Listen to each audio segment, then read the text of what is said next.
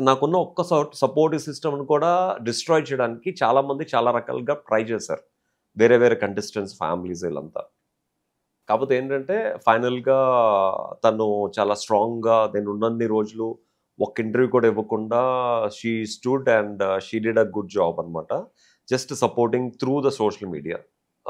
మంచి మంచి కంటెంట్ ఏదైనా నేను అందరూ నన్ను టార్గెట్ చేసినప్పుడు వై పీపుల్ ఆర్ టార్గెటింగ్ నేను ఒక కంటెస్టెంట్ చెయ్యి పట్టుకొని కన్సోల్ చేస్తున్నప్పుడు అది బ్యాడ్‌గా వెళ్ళినప్పుడు షీ సపోర్టెడ్ మీ.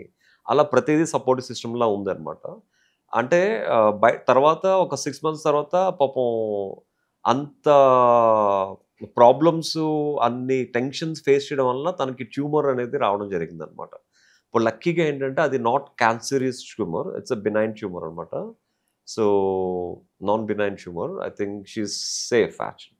బట్ ఆ డాక్టర్ అది చెప్పారనమాట. ఎలా వచ్చిందంటే ఎవరైతే ఎక్కువ స్ట్రెస్ తీసుకుంటారో వాళ్ళకొస్తదని యాక్చువల్లీ.